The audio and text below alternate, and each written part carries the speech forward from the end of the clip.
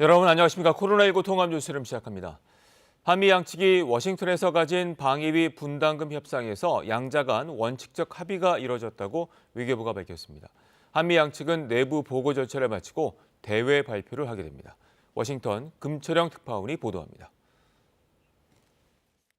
2년 가까이 끌어온 한미 간 방위비 분담금 협상이 사실상 타결됐습니다. 외교부는 미국 워싱턴에서 현지 시간 지난 5일부터 7일까지 계속된 한미 방위비 분담금 특별협정 체결을 위한 회의에서 그동안의 논의를 바탕으로 양측이 원칙적 합의에 이르렀다고 발표했습니다. 양측이 각각 내부 보고 절차를 마무리한 뒤 대외 발표와 가서명도 추진할 것이라고 했습니다. 공식 서명이 이루어지면 1년 넘게 지속되어 온 기형적인 협정 공백 상태도 해소됩니다. 바이든 행정부가 출범 이후 동맹 강화와 함께 한미 방위비 분담금 협상의 조속한 타결을 거듭 강조해온 만큼 내부 보고 절차에서도 별다른 이의 제기나 수정 없이 합의 내용이 통과될 것으로 예상됩니다. 한미 양측은 다만 합의 내용이 무엇인지 구체적으로 밝히지는 않았습니다. 지난 트럼프 행정부 시대에는 실무 협상에서 13%대의 방위비 인상안에 양측이 의견 접근을 받지만 당시 트럼프 대통령은 이를 수용하지 않은 것으로 전해졌습니다. 그동안 한국 측은 합리적인 선의 분담금 인상과 함께 1년 단위의 협상이 아닌 5년 주기 이상의 단연협정을 목표로 협상에 임해온 것으로 알려졌습니다. 이와 관련해 월스트리트 저널은 한 외교관이 세부 사항에 대한 언급은 거부했지만 이번 합의가 오는 2026년까지 유효할 것이라고 말했다고 보도했습니다. 5년 이상의 단연협정이 확정되면 1년 단위 협상을 위한 양측의 불필요한 노력과 갈등이 상당 부분 해소될 것이란 전망입니다.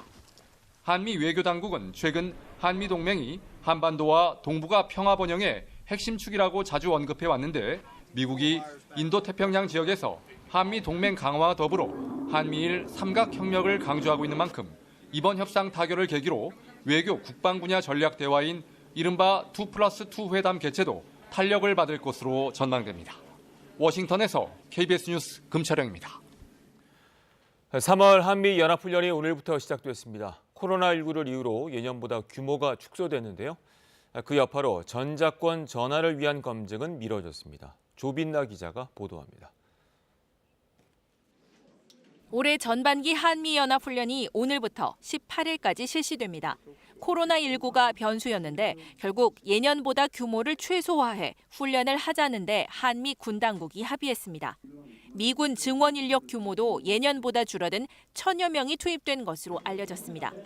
북한 도발에 대한 방어적 성격으로 실기동 훈련 없이 컴퓨터 시뮬레이션 위주의 훈련이 될 거라고 군은 설명했습니다. 훈련 축소로 전시작전 통제권 전환을 위한 2단계 검증인 완전 운용 능력 FOC 검증은 미뤄져 이번에도 예행 연습만 진행됩니다.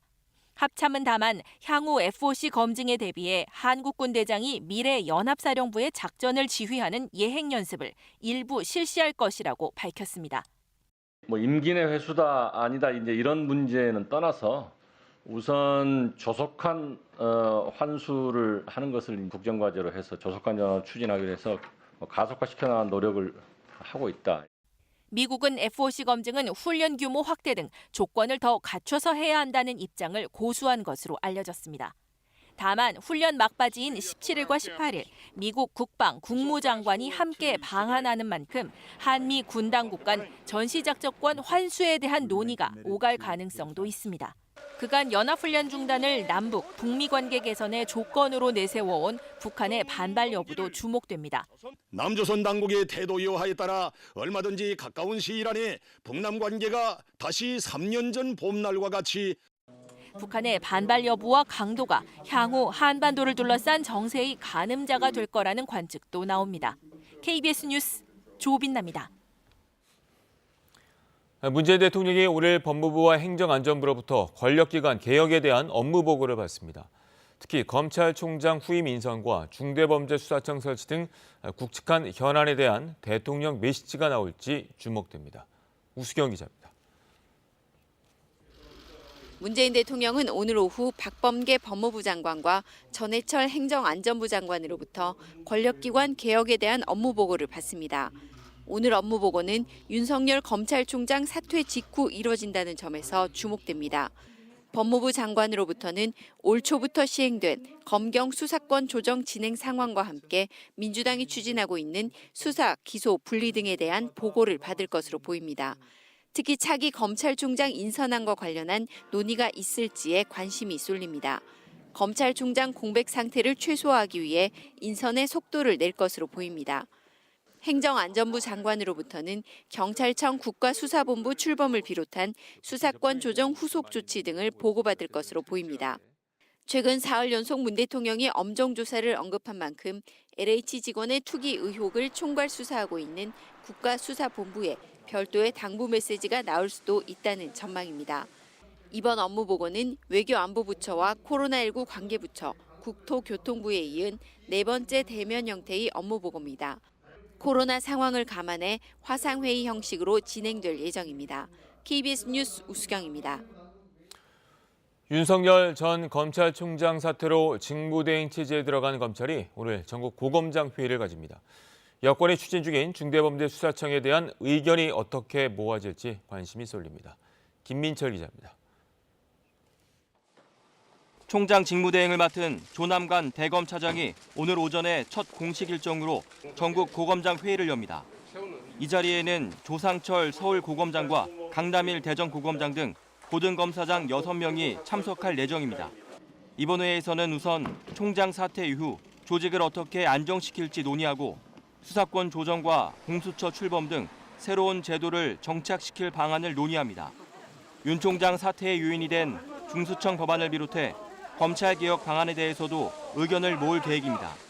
특히 대검이 최근 중대범죄수사청 설치에 대한 일선 검찰청 검사들의 의견 취합을 마친 만큼 오늘 회의를 통해 그 결과가 공개되거나 대검 차원의 입장이 나올 가능성도 있습니다. 검찰총장 공백을 최소화하기 위한 후속 인선 작업도 본격화할 예정입니다. 법무부는 이번 주까지 당연직 5명과 비당연직 4명 등 9명으로 꾸려지는 검찰총장 후보 추천위원 구성을 모두 마칠 계획입니다. 박범계 법무부 장관도 최대한 빨리 추천위를 구성하겠다고 밝힌 바 있습니다. 검찰총장 후보 추천위원회를 아주 조속히 구성을 하려 하고 실질적으로 준비 단계에 지금 들어가 있습니다. 추천위가 구성되면 검증 작업을 거쳐 3명 이상의 후보자가 법무부 장관에 추천되고 법무부 장관은 총장 후보자 1명을 대통령에게 제청하게 됩니다. KBS 뉴스 김민철입니다. 이번엔 코로나19 소식 알아봅니다. 백신 접종이 시작된 지 9일 만에 접종자가 30만 명을 넘어서면서 초기 단계 백신 접종이 순조롭게 진행되고 있다고 정부가 밝혔습니다. 방역당국은 백신 접종 후 나타난 중증 이상 반응 의심 신고에 대한 조사 결과를 오늘 발표합니다. 보도에 정유진 기자입니다. 코로나19 백신 접종이 시작된 지 9일 만에 1차 접종을 완료한 사람이 31만 4,600여 명으로 집계됐습니다. 3월 접종 대상자 약 76만여 명 가운데 41%가 접종을 마친 겁니다. 초기 단계 백신 접종이 순조롭게 진행되고 있습니다.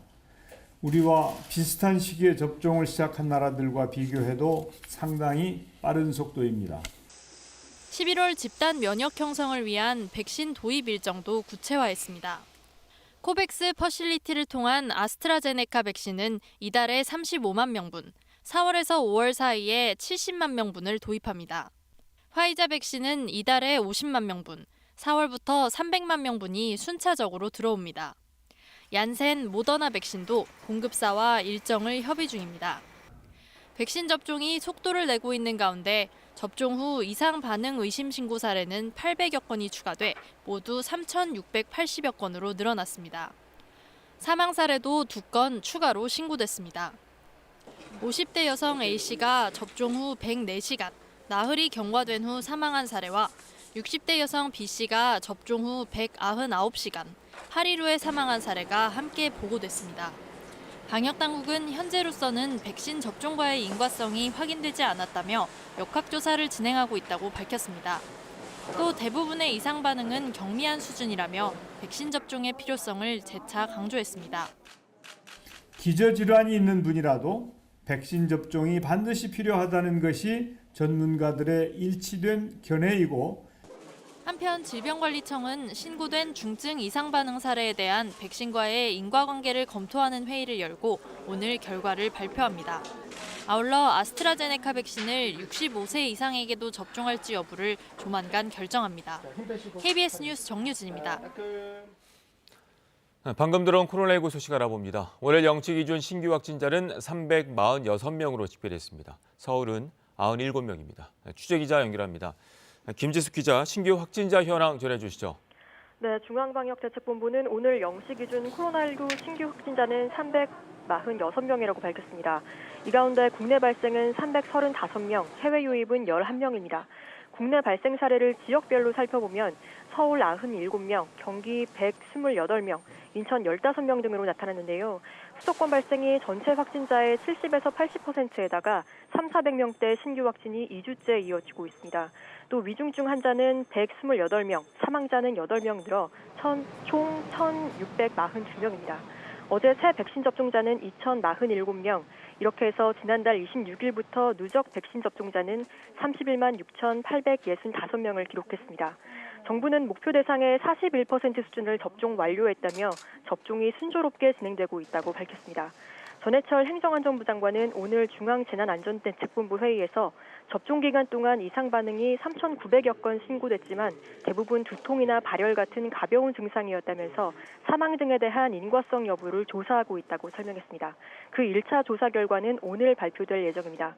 또 내일부터 개정된 감염병 예방법이 시행되는데요. 앞으로 일부 요양병원 사례처럼 우선 접종 대상자가 아닌데도 접종을 받으면 처벌을 받게 됩니다.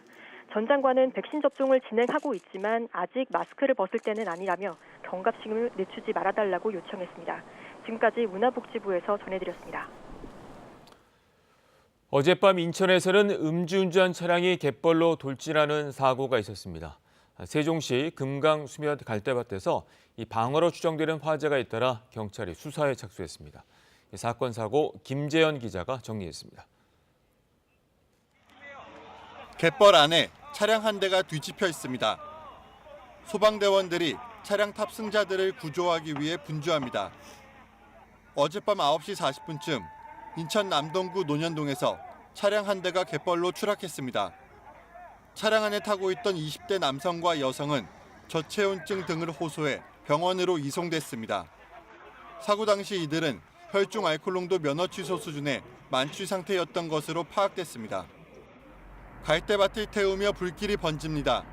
어제 저녁 8시 10분부터 30여 분 사이 세종시 대평동과 나성동 일대 금강수변 갈대밭에서 방화로 추정되는 화재 3건이 잇따라 발생했습니다. 이 불로 인명피해는 없었지만 갈대밭 등 650제곱미터가 탔습니다. 경찰은 인근 순찰을 강화하는 한편 방화 등 다양한 가능성을 열어놓고 화재 원인을 조사하고 있습니다. 서울 송파경찰서는 그제 오후 서울 송파구의 한 고시원에서 48살 이모 씨가 숨진 채 발견됐다고 밝혔습니다. 경찰 관계자는 이 씨가 연락되지 않는다는 가족의 신고를 받고 출동했다라며 현장에서 유서는 발견되지 않았다고 밝혔습니다. 이 씨는 지방에 있는 가족들과 떨어져 홀로 고시원에서 생활하며 심야 새벽 배송을 담당한 것으로 전해졌습니다. 경찰은 오늘 정확한 사인을 확인하기 위해 부검을 의뢰할 예정입니다. 택배연대 노조는 오늘 오후 서울 송파구 쿠팡 본사 앞에서 과도한 심야 배송이 이 씨의 과로사로 이어졌다고 주장하는 기자회견을 열 예정입니다. KBS 뉴스 김재현입니다. 이번엔 KB증권 연결해서 오늘의 주식시장 알아보겠습니다. KB증권입니다. 상승 출발했던 코스피 지수가 계속해서 우상향 곡선을 그리고 있습니다. 코스닥은 뚜렷한 방향을 잡지 못한 채 보합권에서 등락하고 있습니다. 이 시각 현재 코스피는 17.14포인트 상승한 3043.4에 코스닥은 2.23포인트 오른 925.71에 거래되고 있습니다. 지난 주말 미국 증시는 고용지표가 양호했던 데다 국채금리 상승도 제한되면서 일제히 오름세로 장을 마쳤습니다. 코스피는 개인의 매수세가 유입되면서 소폭 상승하고 있습니다. 삼성중공업이 시추설비 계약 해지 중재 소송에서 패소했음에도 상승하고 있고 글로벌 철강 가격이 견조한 흐름을 나타내면서 포스코를 비롯한 철강주가 동반 오름세입니다. 반면 SK는 최신원 SK네트워크스 회장의 비자금 조성 혐의가 그룹 전체로 확산될지도 모른다는 우려 속에 하락하고 있습니다. 이 시각 현재 달러화에 대한 원화 환율은 1,129원 20전에 거래되고 있습니다. 지금까지 KB증권이었습니다.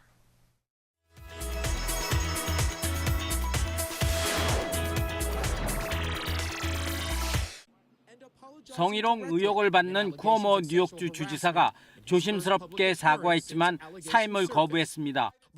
여성들을 불편하게 한 점은 잘못이라고 인정하면서도 결코 의사에 반해 신체를 만진 적은 없다고 강조했습니다.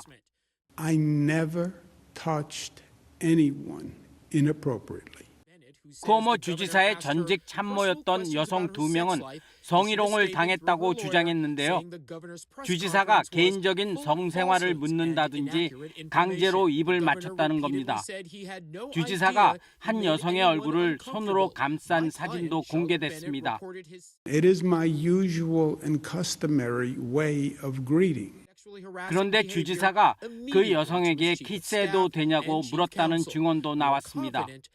주지사의 행동은 권력 남용에도 해당한다며 즉각 사퇴하라는 목소리도 커지고 있는데요.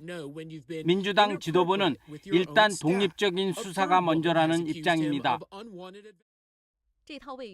타이완의 수도 타이베이와 인접한 신베이시 단수이 지역. 바다 전망 방 3개짜리 아파트 한 채 가격이 1,000만 타이완 달러, 우리 돈 4억 원입니다.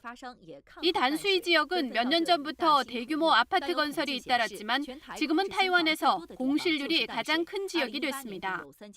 모두가 공급 과잉임을 알고 있지만 집값은 계속 오르고 있습니다. 코로나19 영향으로 늘어난 유동성이 원인으로 지적되고 있는데요. 당국은 부동산 투기를 막기 위해 올 하반기부터 보유세를 인상하기로 했습니다. 하지만 전문가들은 핵심을 비켜간 해법이라고 지적합니다. 这个囤房税的话，基本上少数人受到一些影响，可大多数人不受影响。那整个房市就很容易的下降下来，缓着陆。 결국 일부 투기꾼들에게 세금을 많이 물리자는 것인데 당국이 어떤 결정을 내릴지 관심이 쏠리고 있는 상황입니다. 창의성이 가장 필요한 분야의 하나인 광고업계에서도 인공지능 AI가 활용되고 있습니다. 5초 동안 100개.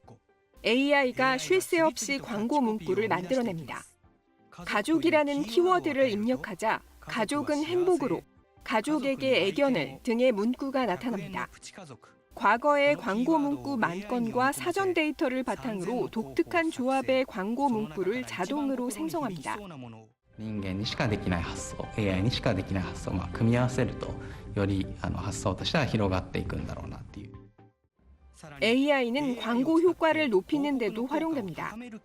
광고 사진 배경색과 모델의 포즈 등을 분석해 과거 인터넷 광고로 사용된 영상의 조회수 등을 바탕으로 효과를 수치화합니다.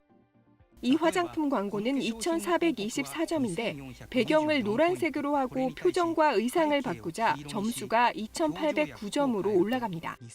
予測スコアを見ながら撮影パターンを変えていく。 AI 도입 후 상품 구매 효과가 높아지면서 이제 크리에이터는 AI를 잘 활용하는 능력까지 요구받고 있습니다.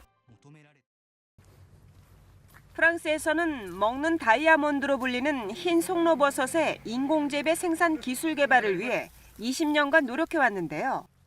그 결실이 맺어져 마침내 첫 수확에 성공했습니다. 불어로 트리플이라고 불리는 서양 송로버섯은 캐비어, 포아그라와 함께 세계 3대 진미 중 하나로 맛과 향이 뛰어난 최고급 식재료입니다. 색깔에 따라 검정과 흰색으로 구분되는데요.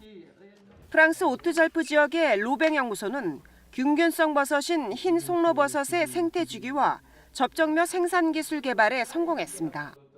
C'est la première fois qu'il se récolte des Tuber magnatum, truffe blanche d'Alba, la truffe picot, sous des arbres qui ont été plantés. Et c'est vrai que le premier objectif, c'était caractériser et identifier de façon sûre les mycorhizes de cette truffe. Parce que jusqu'à présent, on savait reconnaître les mycorhizes de truffe noire. 송로버섯은 세계적으로 약 200종이 분포하는데요. 향미가 특히 뛰어난 흰 송로버섯은 사냥개 등 후각이 뛰어난 동물을 이용해 채취하는데 킬로그램당 수백만 원이 넘는 가격에 거래되고 있습니다. KBS 월드뉴스입니다. 군부의 쿠데타가 발생한 지 한 달이 넘은 미얀마에서는 오늘도 시민들이 거리로 나와 반대 시위를 이어가고 있습니다. 시민들이 위험을 감수하며 촬영해 SNS에 올리고 있는 사진들이 미얀마의 참혹한 현실을 전 세계에 전하고 있는데요. 이 소식은 김원장 특파원이 전해왔습니다. 군경의 총구가 길 가는 시민들을 겨눕니다. 부상당한 시위대를 돕는 의료진도 표적이 됐습니다. 시민들은 계속 거리로 나와 쿠데타를 반대하고 아웅산 수치 고문의 석방을 요구하고 있습니다. 울대포에 맞고 쓰러지고 붙잡혀갑니다. 지난주 군부는 시위대를 폭도로 규정했습니다. 주부를 폭행하고 10대를 체포하고 지나는 여성은 무릎을 꿇게 했습니다. 혼비백산, 시위 현장에 남겨진 신발과 휴대전화들이 주인을 기다립니다. 어떤 주인은 돌아오지 않았습니다. 사망자가 계속 늘어납니다. 아들은 떠나고 아버지가 남았습니다. 아버지가 떠나고 어린 딸이 남았습니다. 쿠데타 발생 한 달이 훌쩍 지나고 국제사회는 여전히 이렇다 할 답을 못 찾고 있지만 미얀마 시민들은 또 함께 거리로 나왔습니다. 붙잡히고 쓰러지고 총에 맞아도 지난 총선 국민의 선택을 돌려달라고 외치고 있습니다. 방콕에서 KBS 뉴스 김원자입니다. 가톨릭 역사상 처음으로 이라크를 방문한 프란치스코 교황이 이슬람 시아파 지도자를 만나 종교적 포용을 촉구했습니다. 또 IS가 파괴한 성당 등을 방문해서 이 적대와 폭력은 중단돼야 한다고 호소했습니다. 박석호 특파원이 보도합니다. 이라크를 방문 중인 프란치스코 교황이 이슬람 시아파 지도자인 아야톨라 알리 알 시스타니의 집을 방문했습니다. 교황은 멀리 떨어진 곳에 차를 세운 뒤 불편한 다리를 이끌고 직접 걸어서 알 시스타니의 집으로 들어갔습니다. 두 사람은 약 50분 동안 비공개로 대화를 나눴고 이 자리에서 교황은 이라크 내 소수파인 기독교인들을 이슬람 신자들이 포용해 줄 것을 호소한 것으로 전해졌습니다. 이 회동 후 알 시스타니는 이라크의 기독교인은 다른 이라크인과 함께 평화와 공존 속에서 살아야 한다고 강조했습니다. 이라크는 인구 4천만 명 가운데 기독교인은 약 30만여 명에 불과합니다. 교황은 이슬람 수니파 극단주의 무장단체 IS가 파괴한 모술의 성당을 방문하기도 했습니다. Qui a Mosul le tragiche conseguenze della guerra e delle ostilità sono fin troppo evidenti. 또 기독교와 이슬람교, 유대교가 공동의 조상으로 모시는 아브라함의 탄생 유적지를 찾아 종교 간 화해를 촉구했습니다. Ostilità, estremismo e violenza non nascono da un animo religioso. Sono tradimenti della religione. 교황이 이라크를 방문한 건 2000년 가톨릭 역사상 이번이 처음입니다. 프란치스코 교황은 2013년 즉위 이래 여러 차례 이라크를 방문하고 싶다는 뜻을 피력해왔고 최근 이라크 내 치안 불안과 코로나19 확산에도 불구하고 약속을 지키겠다며 이라크 방문을 강행했습니다. 두바이에서 KBS 뉴스 박석호입니다. 우리나라 대표적 토종 마늘인 육족 마늘의 종자 생산지로 알려진 태안 앞바다의 작은 섬 가이도는 일명 마늘섬으로도 불리는데요. 가이도의 육종 마늘을 국가 중요 농업유산으로 신청하기 위한 방안이 추진되고 있습니다. 유진환 기자가 취재했습니다.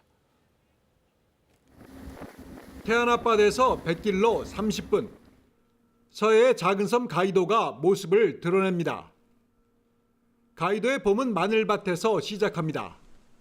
섬 곳곳에서 파란 마늘싹이 솟아올랐습니다. 산비탈을 개간해 만든 가이도의 전체 농경지 43,000제곱미터 모두가 마늘밭. 그래서 가이도는 마늘섬으로 불립니다. 가이도에서 재배한 육종 마늘은 육지와 격리돼 병충해가 없고 강한 해풍 속에서 자라 자생력이 강해 최고의 마늘 종자로 꼽히고 있습니다. 가우동 마늘을 심어 놓으면은 육지에서 재배하는데 병충해가 첫째 없다는 겁니다. 그래서 가우동 마늘을 최우선으로 치는 걸로 생각하고 있습니다. 가이도에선 전체 주민의 절반가량인 20여 농가에서 한 해 15톤가량의 육종 마늘을 생산하고 있습니다. 워낙 양이 적다 보니 식용으로는 사용하지 못하고 전량 종자로만 유통하고 있습니다. 가이도는 육종 마늘의 종자 보존을 위해 섬 바깥에서 마늘을 반입하는 것을 철저히 차단하고 있습니다. 여기에는 외부 마늘이 들을 수도 없고 들어야 여기에서 생육이 안 됩니다. 안 되고 고유한 여기의 토종 마늘만 여기서 재배를 해서 외부로 반출하고 있습니다. 태안군은 가이도 고유의 육종 마늘 농법을 체계적으로 연구한 뒤 국가 중요 농업유산 지정을 추진할 계획입니다. KBS 뉴스 유진환입니다. 3월은 기온의 오르내림이 심해 기온 변화가 큰 달입니다. 오늘도 아침에는 일부 지역 영하로 떨어진 곳이 있어 쌀쌀했는데요. 하지만 한낮에는 이보다 10도 이상 기온이 껑충 오르면서 포근하겠습니다. 특히 대구 등 내륙 지역은 일교차가 최대 15도 정도까지 벌어지겠습니다. 봄은 상대적으로 가을과 비교하면 일교차가 조금 더 벌어지고 공기도 탁합니다. 오늘 미세먼지 농도는 수도권과 충청, 전북과 광주는 오전과 밤에 일시적으로 나쁨을 보이겠습니다. 밤새 기온이 내려간 데다 지표면이 습해 수증기가 응결되면서 안개가 짙게 낀 곳이 많습니다. 지금도 장수 등 내륙 지역은 가시거리가 200m 안팎에 머물러 있습니다. 오늘은 낮 동안에도 옅은 안개가 남아있는 곳이 많겠습니다. 오늘 전국이 맑다가 남부지방은 저녁부터 구름이 많아지겠습니다. 앞으로 최고 기온은 서울이 13도, 대구가 14도, 대전이 15도, 광주가 16도로 어제보다 1도에서 5도 정도 높겠습니다. 바다의 물결은 제주 남쪽 먼 바다에서 3m까지 다소 높게 일겠습니다. 이번 주는 수요일까지 대체로 맑고 일교차 큰 날씨가 이어지겠습니다. 하루 사이에도 기온의 변화가 극심하기 때문에 건강관리에 세심한 주의가 필요합니다. 이후에는 목요일에 남부지방을 중심으로 비가 내리겠고요. 금요일에는 남부와 충청에 이어서 강원 영동지방에도 비가 오는 곳이 있겠습니다. 날씨 전해드렸습니다. 코로나19 통합 뉴스룸은 11시에 이어집니다. 고맙습니다.